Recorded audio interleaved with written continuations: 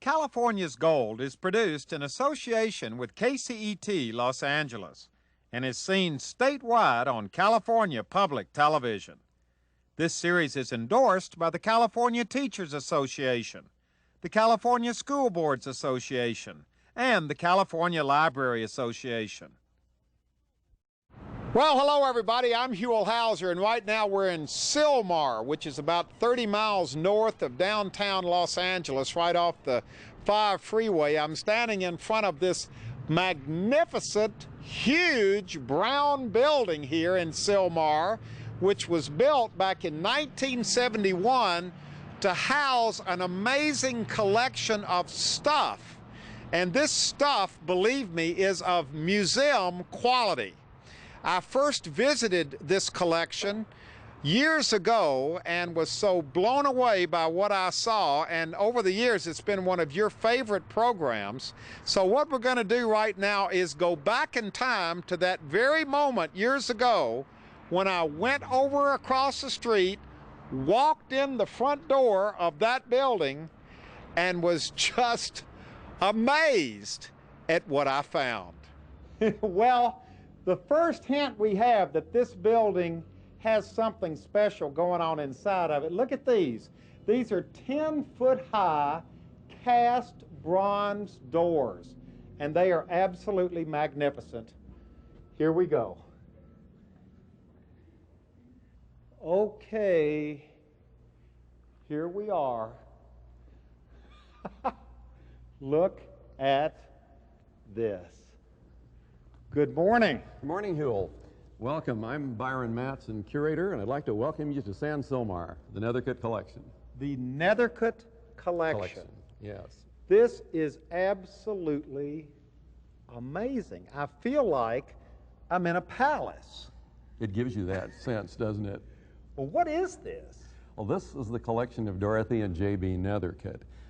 J.B. Nethercutt and his aunt Merle Norman founded Merle Norman Cosmetics back in 1930. And this was the Depression. And he used to see some of these wonderful automobiles on the street. And he dreamed, and finally in the 1950s collected the first automobile, and there are 214 in the collection now. Wow. Now, there are not 214 in here, but boy, these are shiny, wonderful cars in here. And I think that they're cars, each one of which has a story to tell. They each have a story, and particularly this silver Duesenberg. Oh, it's boy. Dated 1933, built by that famous Duesenberg company of Indianapolis, and built for the Chicago World's Fair. It was a showpiece, one of a kind. And the license plate, 20 grand, its price tag in Depression dollars. And actually sold for that, we understand. Well, who knows what it's going to cost today to buy something like that. I believe the company would go out of business all over again trying to build and sell them. Now, why did he put his collection of cars in a place like this? Well, Huell, when these automobiles were new, these great classics, they were displayed in dealerships that looked like this, an era that's long gone, and J.B. Nethercutt wanted to try to recapture a bit of that era. And so we have a marble salon with these automobiles displayed as they might have been. So these are marble floors. Marble floors, Vermont marble, African marble, Italian marble. The chandeliers, the columns, it is really mirrors everywhere. And all done by local artisans.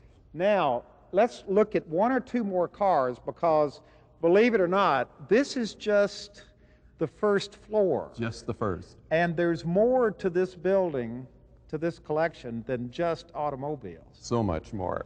Well, let's go over. What do we got over here?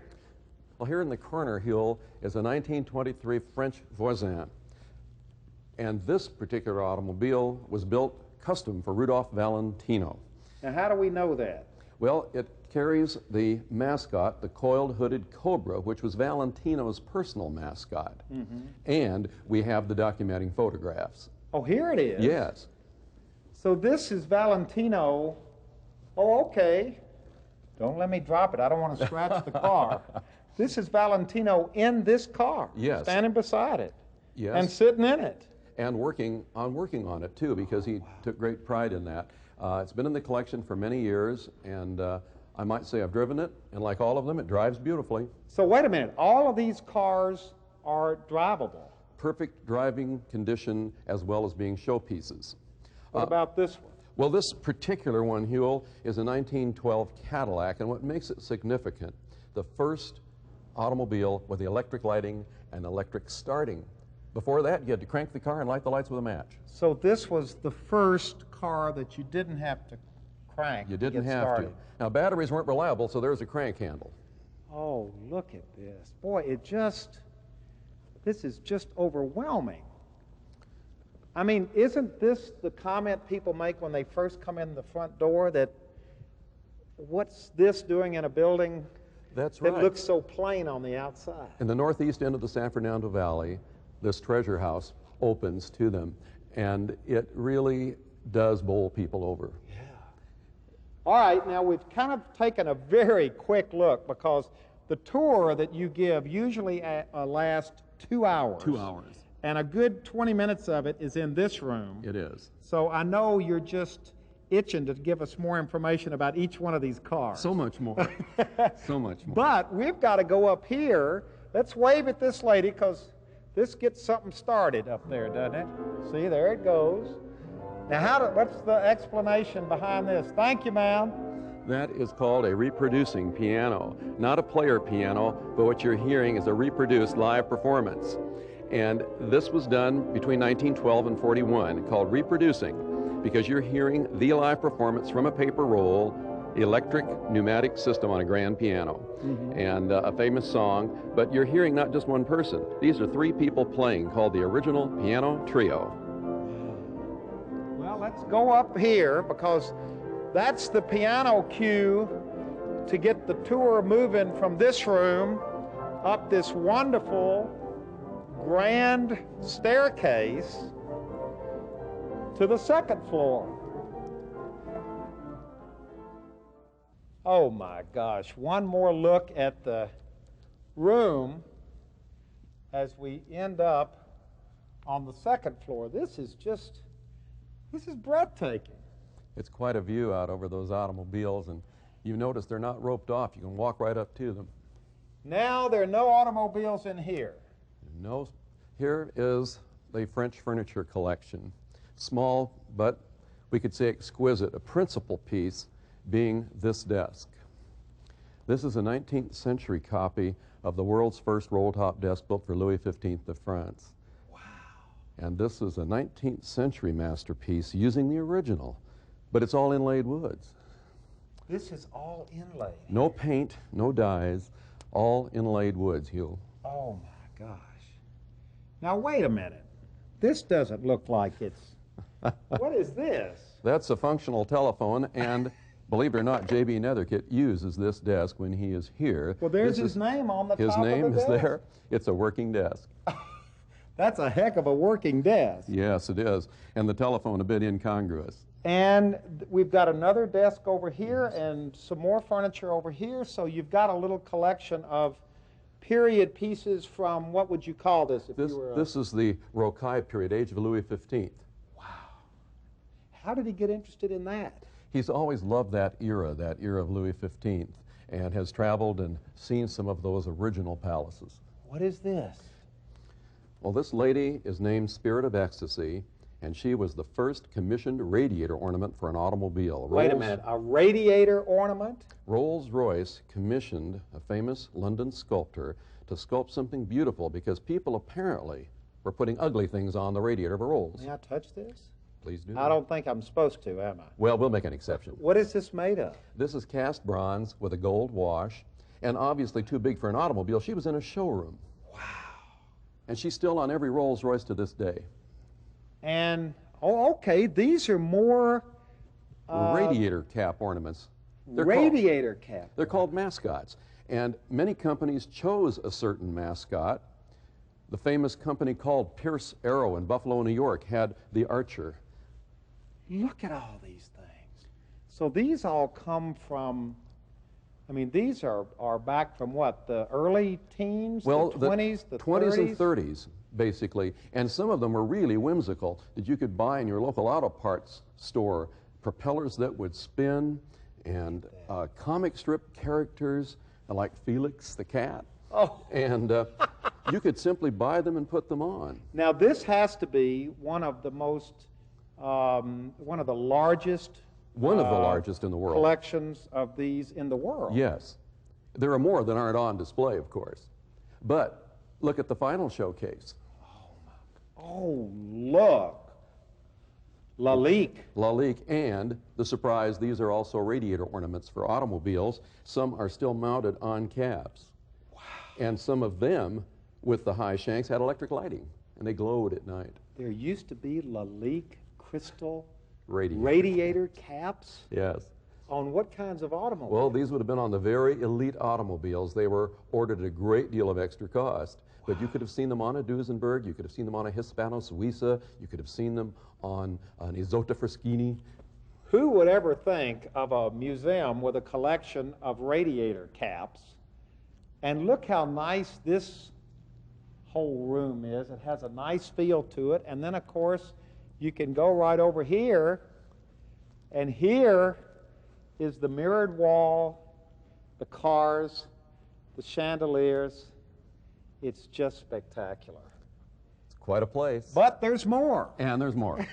And when you talk about more, this takes us up to the, what, this is the second floor, this is the third floor, this winding, beautiful staircase. But first, what's this underneath the staircase? Well, Huell, this is a very, very special work.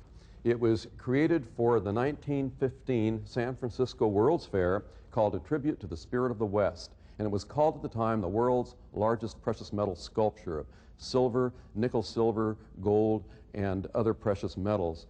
It's about 6 feet long, it's about 5.5 feet high, and it is just really tremendous. Wow. Now this came from what year again? 1915. Keep wanting to touch it. This is not made of silver. Ooh. It's a silver Just plate. got shocked here on this It's carpet. a little dry in the building today. And it has tremendous symbols of the west of California's history, of the Panama Canal itself, and just really a tremendous work. This was in the old Cliff House for many years in San Francisco, and when the collection closed out, JB was able to acquire it, but no one else was interested. Wow. And so it came south.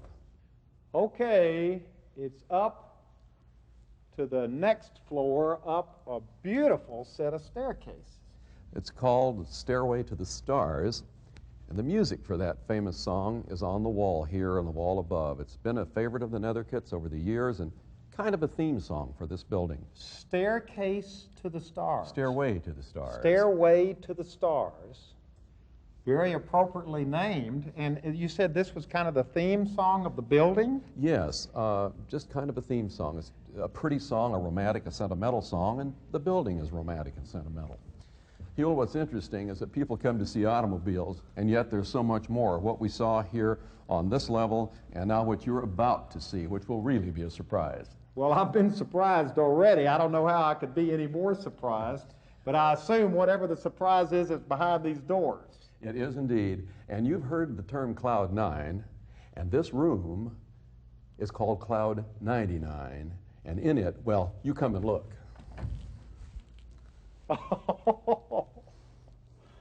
Oh my gosh. What is this? Well, this room is a music room, and everything from musical watches to music boxes to Nickelodeons to orchestrions, this is a treasure. Now wait a minute, musical watches? Every one of these is either a minute repeater or a minute repeater watch with a music box that plays a tune. Oh my gosh, so these are all antiques. They are antiques, late 18th century to early 20th. And, okay, oh my gosh, look at this. Now what is this? Well, that's called an orchestrion, and it has organ pipes and percussions, electric motor, a paper music roll. And this is? A double disc music box. That's German, about 1899. And this? Well, this is something I think you'll really be interested in for the fact it's an American Nickelodeon. It's a Wurlitzer. It's from about 1920. 1920, because this looks like a disco ball up here. Well, it was the first disco light. It's called a Wonder Lamp. Would you like to hear a tune? Oh, yeah. There goes the disco lamp.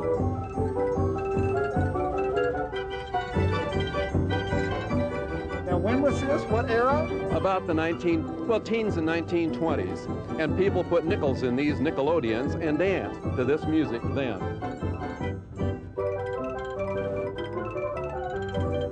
Here's the... Yes, a paper roll.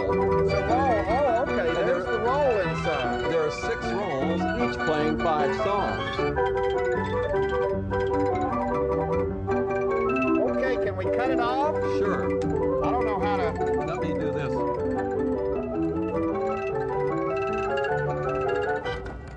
You know how to do that, don't you? Yes, luckily. Now this is a... There is a self-playing banjo from 1898. It was the first electric Nickelodeon. Wow.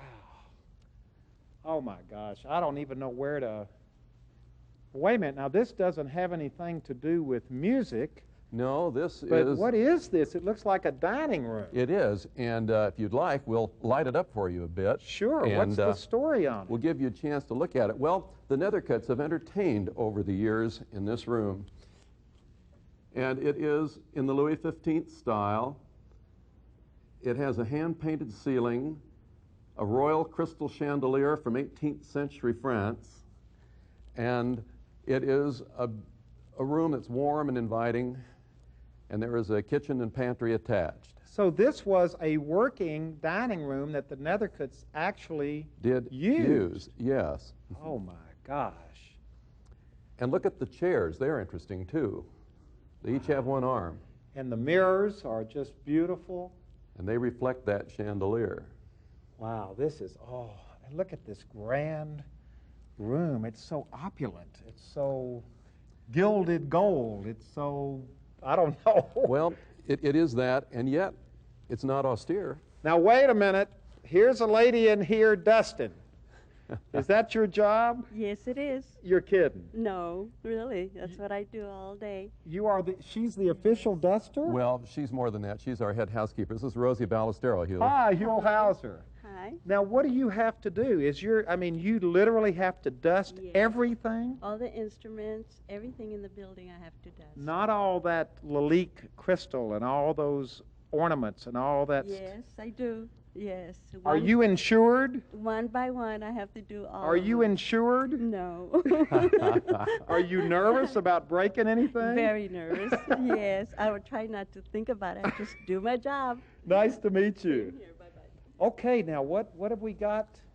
This collection is perhaps not unique, but for the fact of these huge instruments, it is most interesting because these were built and used in Europe, Huell, and they're called by the word orchestrion and took the place of a live orchestra in Europe's restaurants and hotels from, say, 100 years ago, right up until where the phonograph took over, talking What do you movies. mean? This looks like just a piece of, it looks like a bar back almost. It does, but it's a cabinet. And inside this cabinet are hundreds of organ pipes, percussions, tuned percussions, and the accordions are real and play, all from electric motor, air pump, and a paper roll. Goodness gracious. Would you like me to prove it? Yeah, what era is Oh, this? this is 1925, built by the Huell Company in Leipzig, Germany, and for 40 years it played in a Dutch hotel. So these would be located in hotels and Hotels people and would actually dance to them? Restaurants, roller rinks, all the places where the public gathered. If they didn't have a live orchestra, they had an automated orchestra. Well, you've got me peaked here. Let's hear what it sounds like. Here's a tune in the American jazz idiom, and it shows off the instrument so well.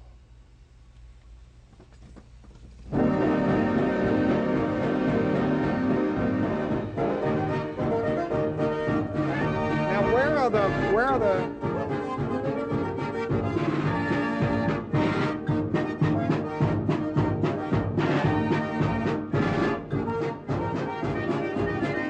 This open over here?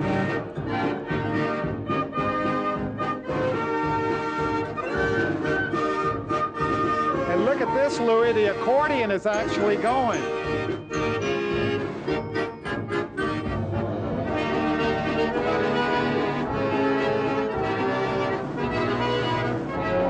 Is spectacular. Isn't it, though? It's so unexpected. Something like this was just not known in the United States. The only thing we had was a band organ, a merry-go-round organ. And yet here's a sophisticated, big dance orchestra where you could dance, listen, sing with. and fabulous.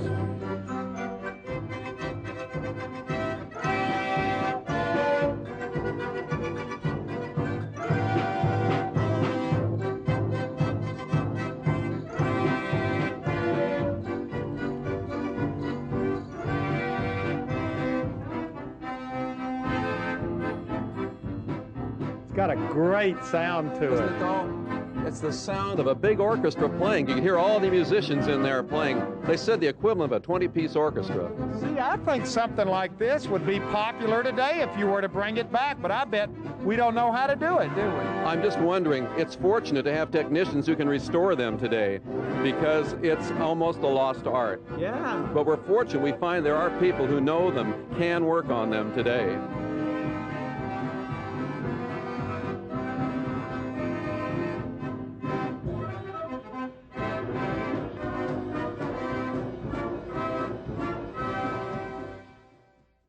Well, I don't know if there's anything else to... Oh, yes. Oh, yes. You're looking at it. You're looking at an organ console, Huell. But this is the tiniest part of a huge instrument, a huge pipe organ. Now, wait a minute. Let's talk to this lady coming up over here. Hi, how are you doing? I saw you earlier giving a tour. Yes, I did. Your name is? Lori Underwood. So you're one of the tour operators along with Byron.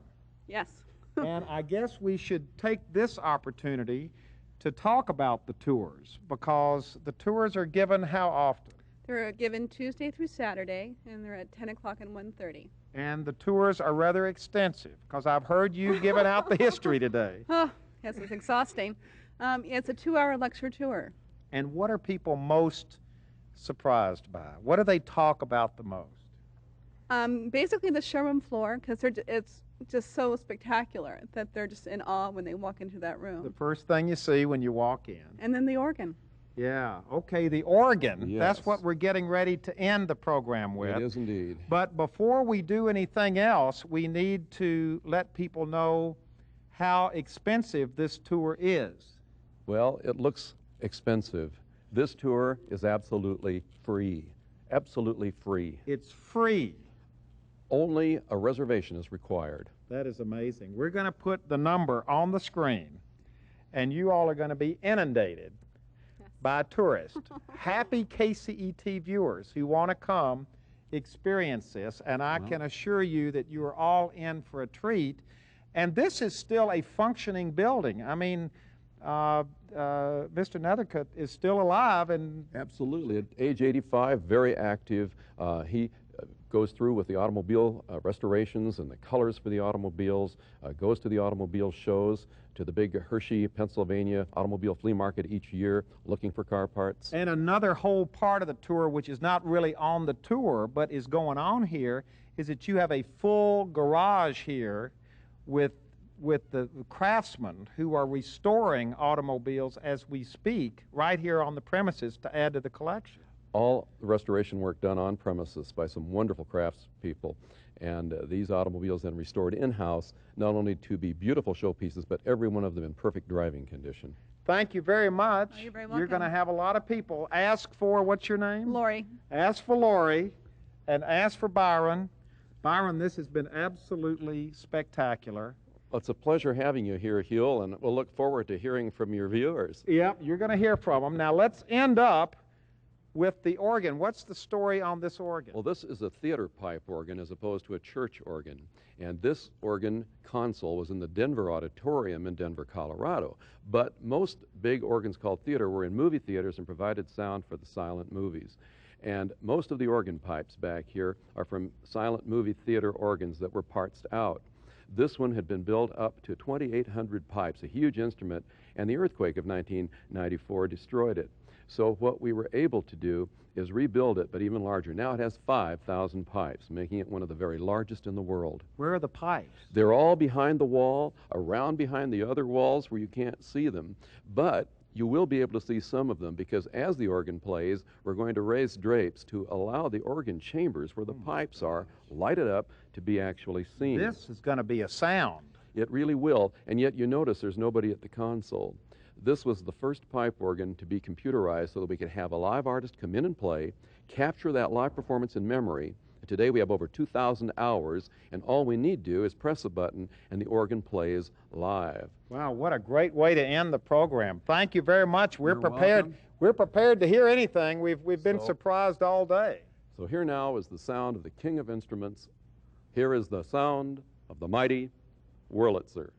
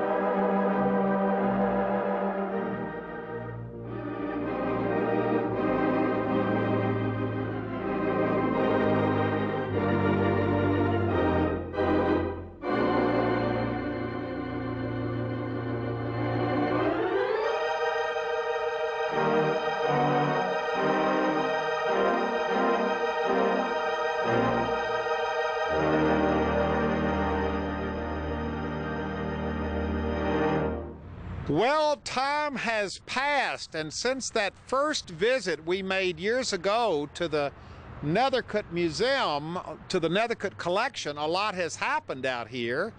Mr. J.B. Nethercutt and his wife have both passed away, but their son Jack Nethercutt is still running the business, so it's still a Yes. family business. Yes, it is, and doing a very nice job too. And that means Merle Norman Cosmetics, which is part of the way this whole collection is financed. Yes.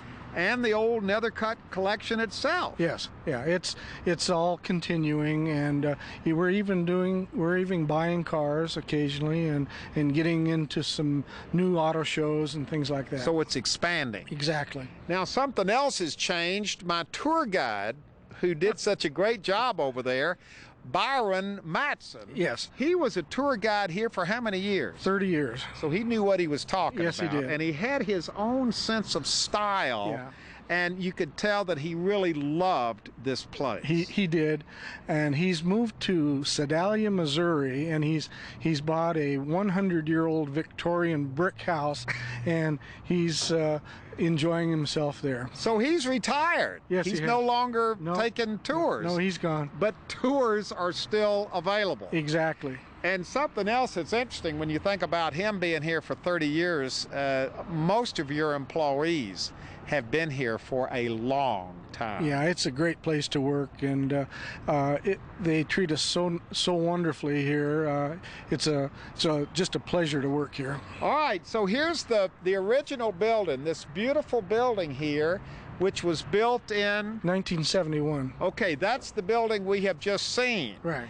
Then a few years later, I came back, let's stand right over here, and took a tour of this building. This is the new addition to the collection. Right. This building opened June of 2000, and we have also since added to this building also. We completed our library, our automotive research library, and done some very nice things so here. Everything's always growing and changing around here. Yeah, right.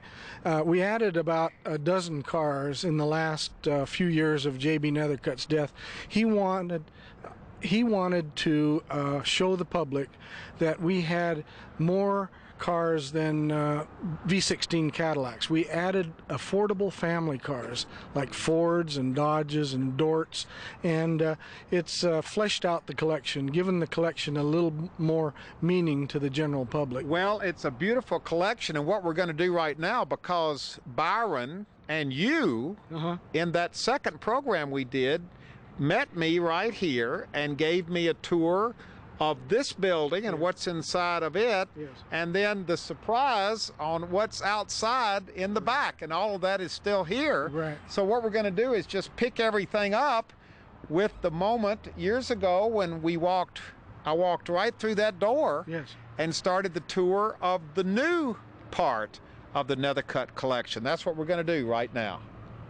We're inside the museum, and Byron, the first thing that hits you when you walk in the door is this big old red fire engine over here.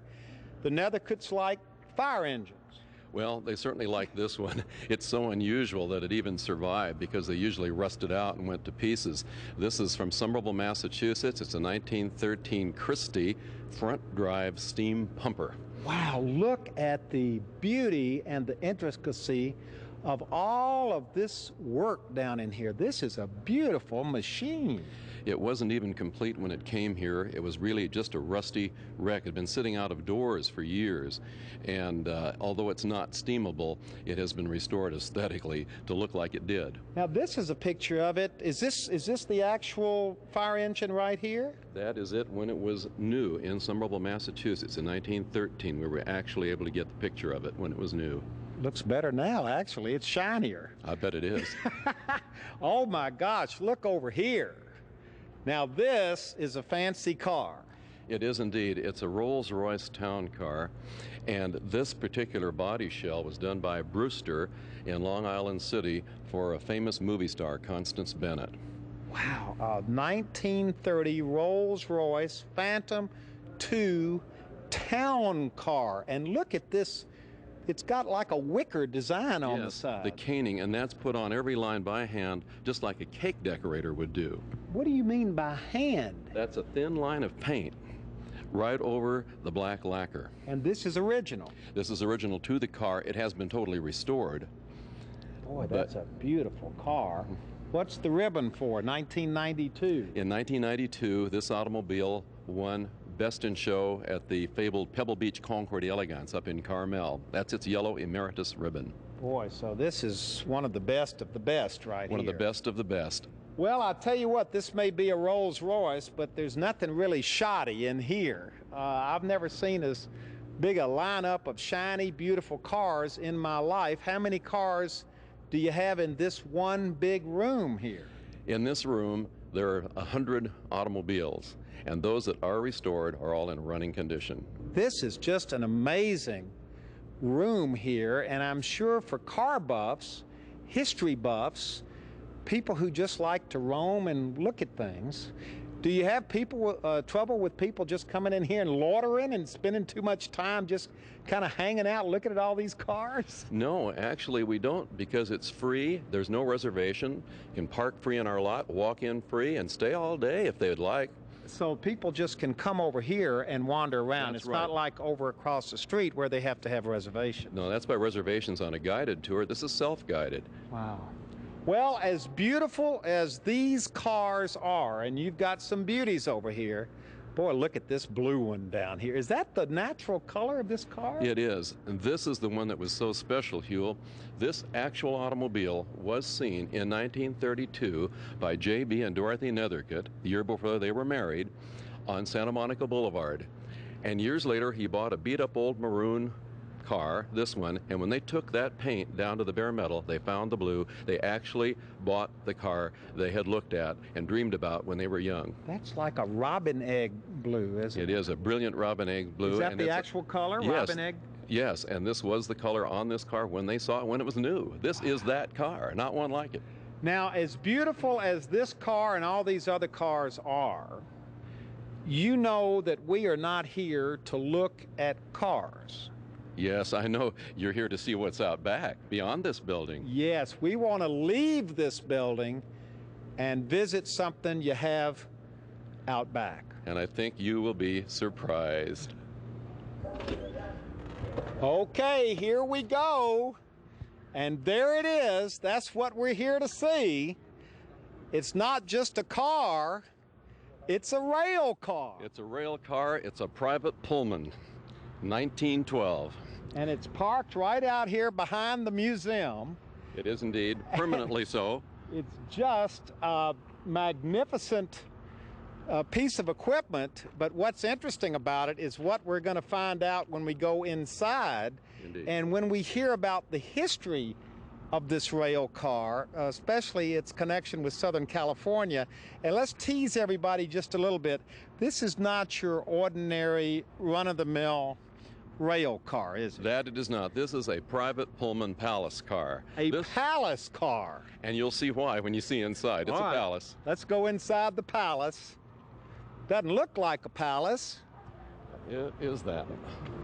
And here to greet us, standing right in the door of the Pullman Palace car. Hi, Huell. Introduce yourself to everybody. I'm Skip Marchetti, curator archivist of the Nethercutt Museum. Are you also the keeper of the car? Yes, sir. Yeah, I was fortunate enough to be assigned the task of finding Mr. Nethercutt a suitable rail car, and found it and went to inspect it in Massachusetts, and phoned him and told him about it, and then we decided to purchase it.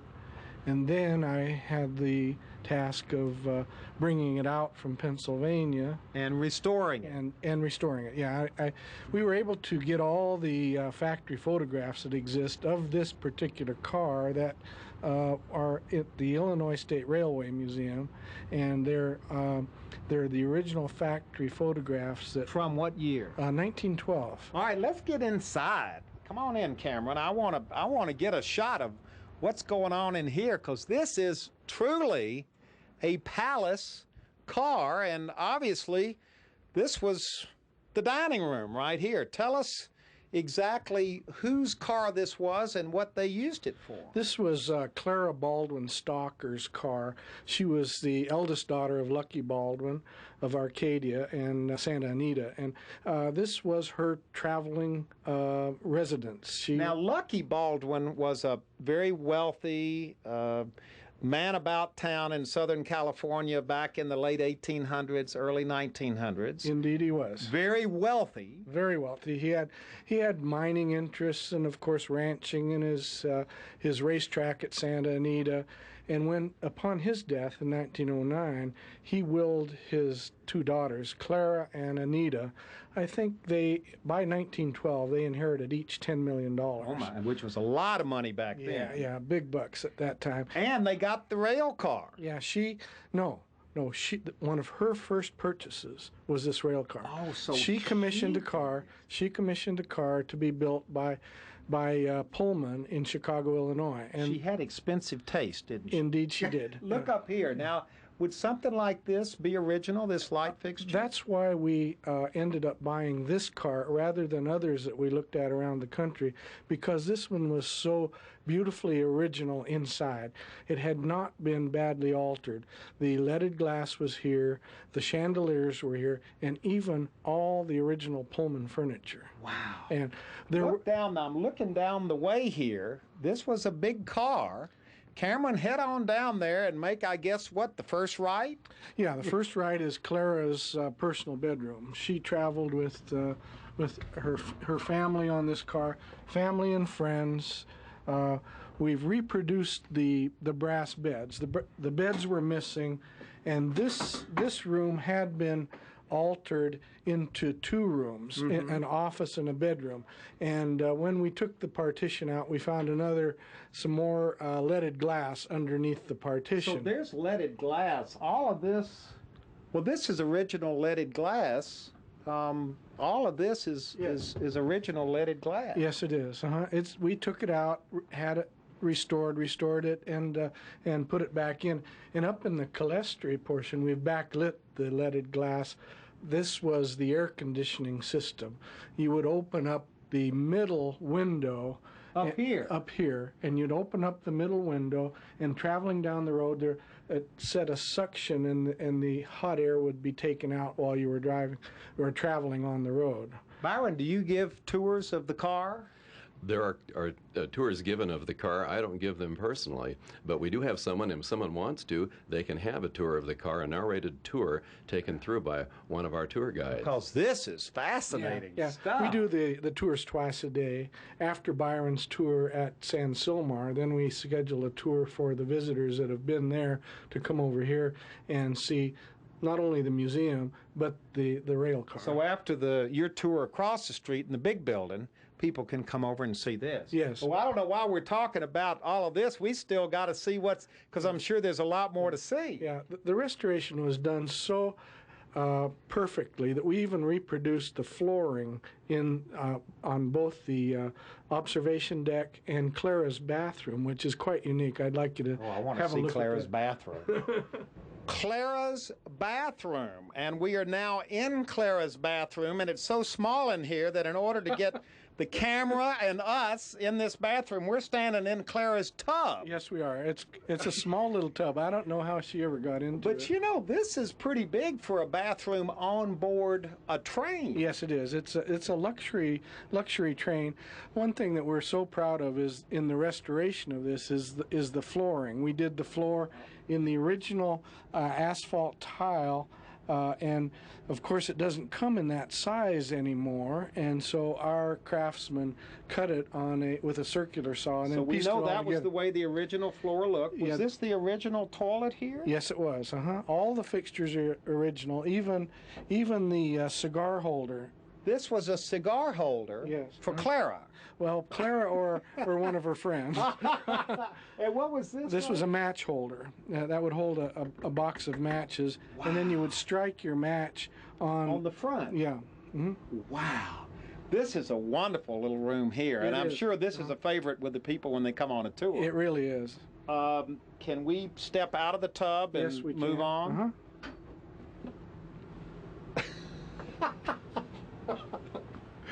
Okay. Boy, this just gets better. Now, what was this little room? The Pullman Company. These wonderful old blankets and sheets and pillowcases. Right. This was what was this? Like a guest room? This looks like a double-decker bed that would pull down out of the side here. Right, it pulls down, and there's room for a person there and another person here, and with the brass bed. This was a completely self-contained room. This was one of those tables that would everything was kind of fold up, put away, fold down. Exactly. The toilet's underneath the upholstered seat. Oh, so there's a toilet here. Yes, and a sink. The sink folds out. Oh my gosh! The sink folds out of the wall. Look at that sink. The way it worked was you'd turn the faucets on, wash your hands or whatever, and then close it, and it dumps. It dumps down onto the tracks. All right, we've come next door. This is actually a mirror image of the room we were just in. This is guest room number 2, only you've got the top bunk pulled down in this room. Yeah, we're showing the top bunk down with the original style ticking on the mattresses, which we were able to find. And above the bed is a hammock, and the hammock was original to this car. And it was used to store incidentals, like you could have a book or a magazine in there, or whatever you'd need. And it was so. When the train was swaying and moving, things wouldn't fall off. So you didn't sleep in the hammock. You just put stuff in it. And what's this button? Let's walk in here real quickly, because I'm spotting this button up over the top of the bunk here. What's that all about? The buttons were to call the servants. Oh, excuse if you me. wanted a cocktail in the evening, perhaps. So You just push that button. Yeah, within arm's reach of anywhere in this car, you could summon a servant to get you something. What was this out in the hallway? This is the heating unit. When you were in the winter weather, you had to heat this car, and we didn't have insulation, or we have better insulation today than they did, and so they had the steam lines coming through with hot water running everywhere through to heat the car. That was heated what, by the boiler in the engine itself? No, by the boiler that this car has. It has its own hot water boiler, and it was fired, and so this car was self-contained. Now, you wanted to tell me about the wood, because the wood kind of changes as you move through the car. Well, it does. In the observation lounge and dining room, there's a wonderful Cuban mahogany that no longer exists. And then we proceeded into this beautiful corridor, which was Mexican mahogany. And yet, what's back that here? all changes in Now, the wait a minute. servant. What is this door? This separates... This separates the servants from the owners, All right, so now we're going literally and figuratively. We're going back into the servants' quarters. How many servants were there on this There train? could be 2 or 3, a chef and 2 stewards generally. And the wood back here... Is mundane oak. Today, beautiful oak. Oh, then yeah. mundane oak. Absolutely beautiful. And we've got another room. Let's go in through this back way here. This is obviously the Kitchen. The kitchen. The kitchen, because food had to be prepared and served from a kitchen and a wood-fired or coal-fired range. Now, would they have good food on this car? Because these were rich people used to eating fine food. Absolutely, they had great food there. On the front deck is a big ice box that would hold beef and chickens and whatever, and all the food prep was done in here. That's why the floor in this room is a lattice work, so that if food were to drop during preparation, they wouldn't slip and fall. Oh, I thought this just meant the floor wasn't finished yet. No. That's removable lattice over a copper floor, and so they could really hose this area out. They thought of everything. They did. These cars were so well thought out, and that's why they cost a king's ransom. Today, people don't have any idea about a private car, but this would be like ordering a private jet plane today. Did people back then compare and show off? My rail car is better than your rail car. Absolutely. A lot of the big hotels had sidings, and when these people went for the season to winter in Florida or to Homestead or White Sulphur Springs, there were sidings, and these people had their cars all parked on their sidings. Wow. And yes, they did compare. Now I'm looking over here. This would have been the servants' quarters. This is the servants' quarters, and it sleeps 2 or 3. One would stay up apparently at night because there's only sleeping compartment for 2, one fold-down berth, and then the 2 chairs fold and make into a sleeping compartment. Boy, that's a beautiful room there. And would it have been this shiny? And this? Yeah, that's nickel-plated steel, and it would be just like that. Wow. Anything you want to add? Well, we'll be doing some more outfitting of this galley of this kitchen with some of the pots and pans that they might have used. But this is a brand new project, just recently opened, and so we still have some work to do on this car. We've come back to the dining car because we thought this might be a good place to talk a little bit about Clara Baldwin. I know that her father, Lucky, was quite a character, but she must have established quite a reputation herself. I think she really did. She had to wait a long time to come into her inheritance. She was 65 when she ordered this car, and she was going to make up for lost time. And so she ordered a yacht and a railroad car, went to Europe and spent $200,000 on diamonds and a new wardrobe. Wow. And then built herself an estate out in Arcadia. So her father had been kind of tight with his money. He dies and the daughters go wild. Yeah, she took after him somewhat. She was married several times and had quite a few different affairs with other men, and it was quite an interesting woman. Well, this rail car would be a great place to have an affair. Well, we could speculate all afternoon about that, Huell. Back here, let's clean it up a little bit and talk about what they would have done right here. This would have been, they would have had big fancy dinner parties here. Oh yes, they had a good chef and they had good china, and they used it well. So this would have really been an elegant sit-down dining car. Oh, it would have been, and she would have had the finest wines. They had a wine locker somewhere under the floor. There was Of this car? Yes, there was a wine locker under the floor, and I'm sure she had the only key for it. And so they kept things locked up. And I guess only when the wine was ordered was the servant allowed to open that and bring out the bottle. Wow. Any other good Clara Baldwin stories? Well, the fact that she always dressed in very colorful clothing, and one automobile she had was a 1912 Locomobile, and it was painted purple. We're stepping off Clara's private car. I feel like I've just arrived from an excursion. We're back here in Sylmar. Looking at the side of the car here is the word California. Now, has it always been called the California? Yes, Clara named it the California when she had it built. In 1912. Did people name the cars? Yes, they did. They named them either for themselves. She named it for her home state of California.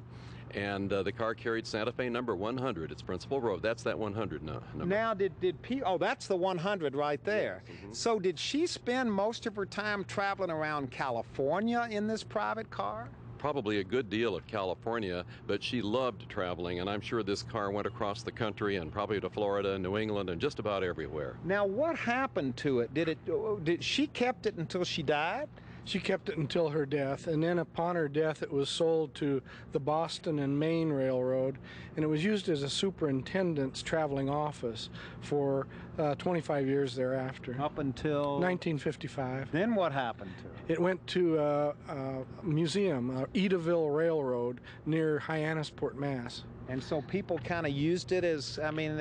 They paid $1 to walk aboard and see what had once been a lovely private car, but then it deteriorated. There was no California connection. The people in Massachusetts looking at it wouldn't get the connection. They probably didn't, and as the car deteriorated, another excursion railroad thought, wouldn't it make a nice dining car if we simply gutted that whole interior that you just saw? So they were going to gut it. Within a month of it being sold to happen to it in that awful way, it was rescued and brought home to California. Well, thank goodness. You rescued it? Yes, sir. Thank you. Well, congratulations. You brought Clara's car back. Actually, Mr. Nethercutt did. I was the instrument in doing so. Thank you, Mr. Nethercutt, because he wrote the check, didn't he? Exactly. Well, this is beautiful. Look, we've got these cars there were hundreds of them. The richest families in the nation, in the world, had these cars chugging across the country back in the early part of the 1900s. They did have, and right up until the 1930s Depression.